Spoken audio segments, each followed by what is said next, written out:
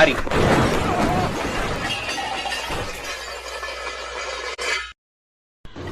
யாரு இது? சித்தப்பு, நீங்க எப்ப வந்தீங்க?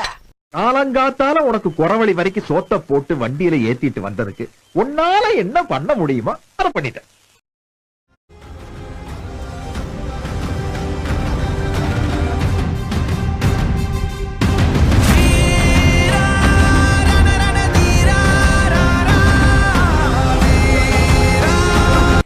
சாப்பிடுறா.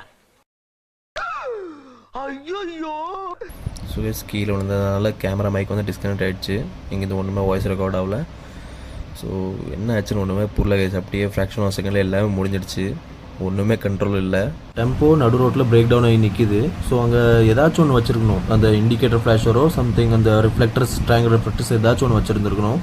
இவனுங்க ஒன்றுமே வைக்காமல் டெம்போவை அப்படியே அம்போன்னு நடு ரோட்டில் விட்டு போயிட்டு போனது தப்பு இல்லை கைஸ். எவனாச்சும் ஒருத்தரை நிற்க வச்சுட்டு தான் போயிருக்கணும் அந்த இடத்துல.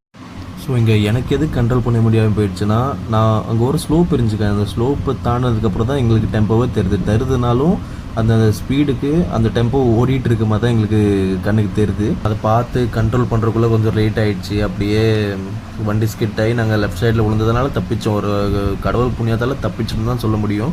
ஏன்னா அந்த ஸ்பீடுக்கு நேராக போய் முட்டியிருந்தால் கொஞ்சம் ரிஸ்க்காக தான் இருந்திருக்கும். ஃபைன் கேஸ், இதுக்கப்புறம் ஒன்றும் இல்லை.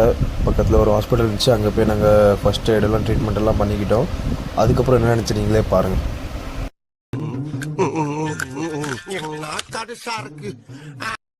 என்ன பண்ண சொல்ற?